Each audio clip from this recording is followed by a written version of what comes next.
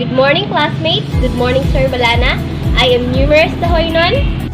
Today, we are going to discuss the outcome-based education for teacher preparation curriculum.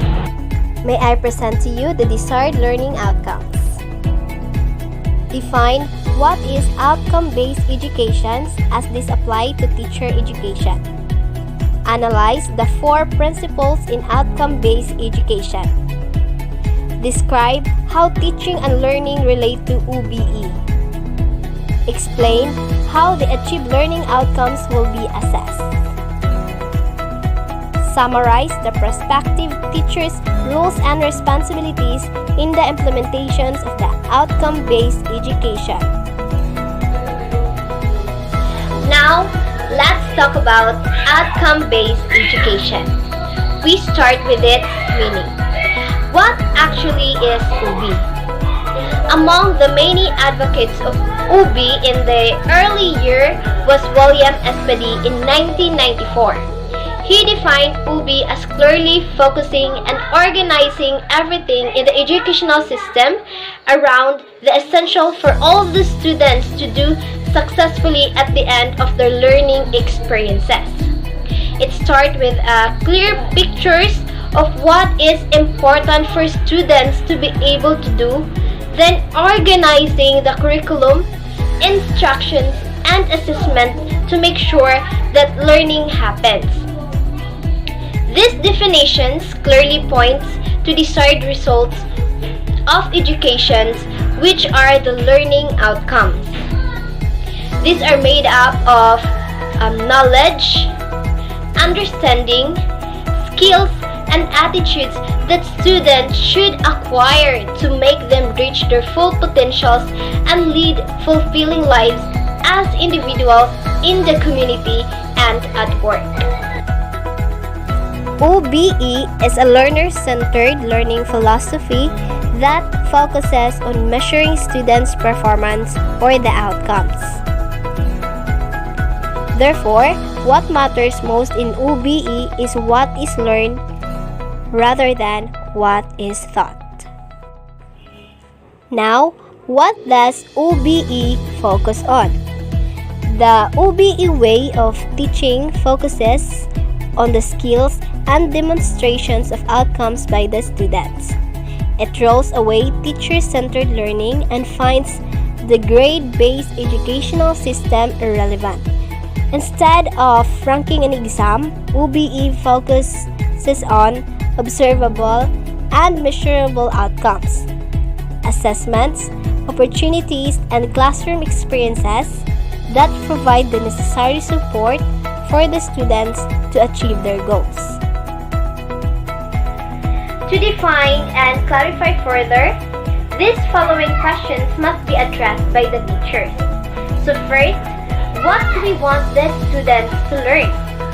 So as a teachers, it is very important that we have already a picture of mind on what do we want our students to learn or to achieve.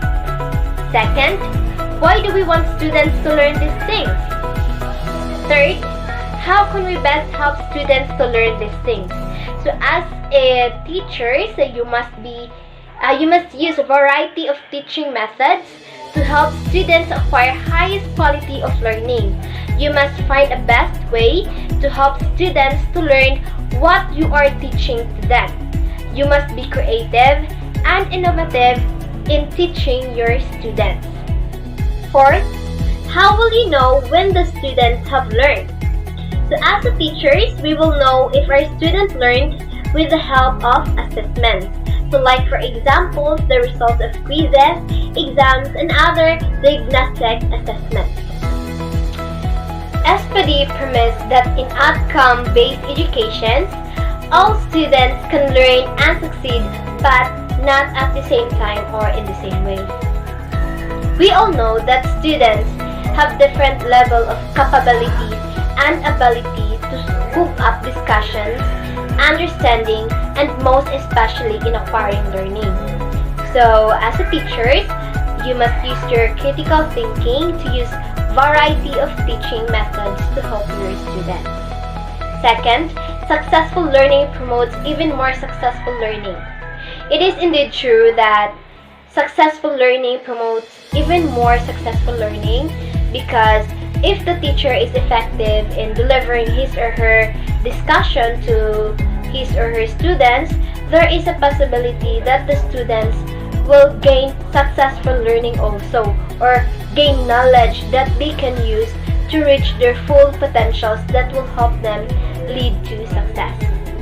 Lastly, schools and teachers control the conditions that determine if the students are successful in the school learning.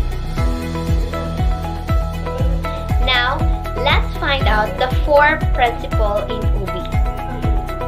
In order to comply with the 3 premises, 4 essential principles should be followed in either planning, instructions, teaching, and assessing learning. The 4 principles in UBI are Principle 1, clarity of focus. Principle 2, designing backwards. Principle 3, high expectations. And Principle 4, the expanded opportunities. Now, let's find out what is clarity of focus. Clarity of focus is a clear focus on what teachers want students to learn is the primary principle in UBI. Teachers should bear in mind that the outcomes of teaching is learning. To achieve this, teachers and students should have a clear picture in mind of what knowledge, skills, and values must be achieved at the end of the teaching learning process. This is like looking straight ahead so that the target will be reached. Now, let's move on to Principle 2, which is the designing backwards. This principle is related to the first. At the beginning of curriculum design, the learning outcome has to be clearly defined. What to achieve at the end of formal schooling is determined at the beginning. Decisions are always traced back to desired results. This means that planning, implementing, and assessing should be connected to the outcomes. The third principle is high expectations. Establishing high expectations, challenging standards of performance will encourage students to learn better. This is linked to the premise that successful learning promotes more successful learning, as mentioned by Espedy in 1994. This parallel to Thorndike's law of effects, which says that success reinforces learning, motivates, builds confidence, and encourages learners to do better. And the 4th principle is expanded opportunities. In UBI or outcome-based education, all students are expected to excel. Hence, equal expanded opportunities should be provided. As advocates of multiple intelligence says, every child has a genius in him or herself. Hence, it is capable of doing the best. Learners develop inborn potentials if corresponding opportunities and supports are given to nurture. Now, let's discuss the teaching learning in UBI. Teaching is teaching if learners learned. Learning is measured by its outcome. Whatever approach to teaching is used, the extent should focus on learning rather than on teaching. Subjects do not exist in isolations, but links between them should be made. It is important that students learn how to learn, hence a teacher should be innovative. How then should teaching learning be done in UBE? Here are some tips. Teachers must prepare students adequately. This can be done if the teachers know what they want the students to learn and what learning outcomes to achieve. Prerequisite knowledge is important, thus a review is necessary at the start of lesson. Second, teachers must create a positive learning environment. Students should feel that regardless of individual's uniqueness, the teacher is always there to help. Teachers and student relationship is very important. The classroom atmosphere should provide respect for diverse kind of learners. Third, teachers must help their students to understand what they have to learn, why they should learn it, and how will they know that they have learned. Fourth, teachers must use a variety of teaching methods. The most appropriate strategy should be used taking into account the learning outcome teachers want the students to achieve. Also, to consider are the contents, the characteristic of the students, the resources available, and the teaching skills of the teacher. Even if OBE is learner-centered, sometimes more direct, time-tested methods or teaching will be appropriate. Fifth, teacher must provide students with enough opportunity to use the new knowledge and skills that they gain. When students do this, they can explore with new learning, correct errors, and adjust their thinking. Applications of learning is encouraged rather than mere accumulations of this. Lastly, teachers must help students to bring each learning to a personal closure that will make them aware of what they learned. Here are additional key points in teaching learning in OBE which shows the shift from a traditional to an OBE view.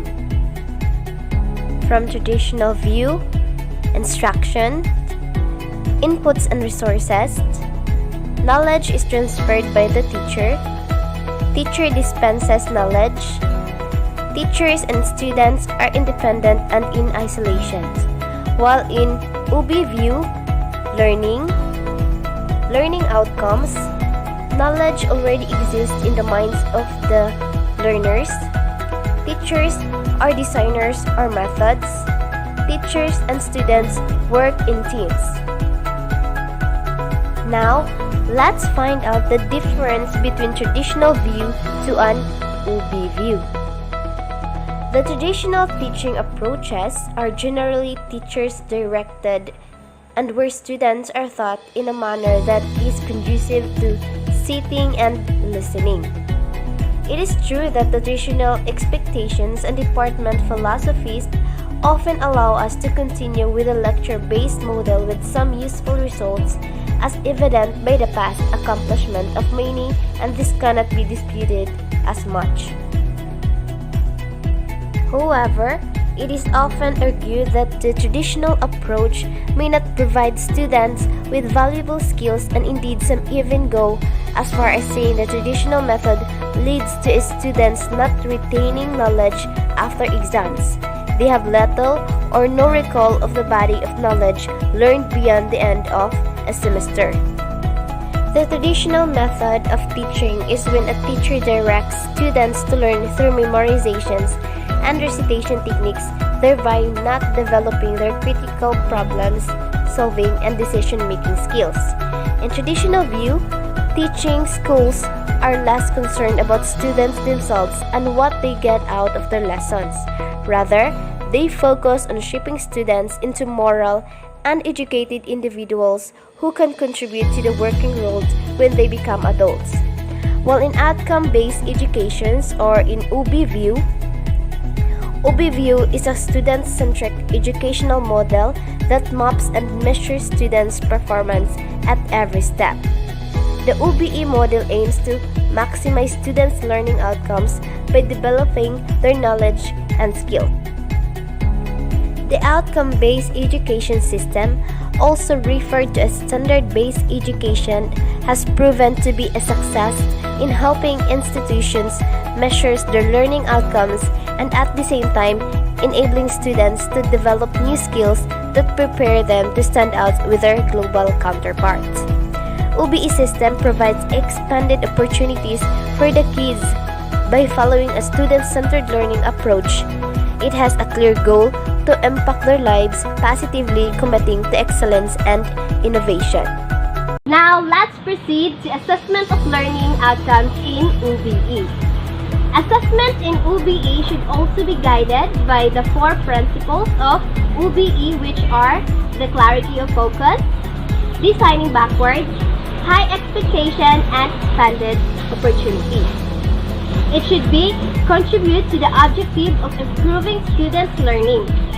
Since in OBE, there is a need first to establish a clear vision of what the students are expected to learn, which is the desired learning outcome.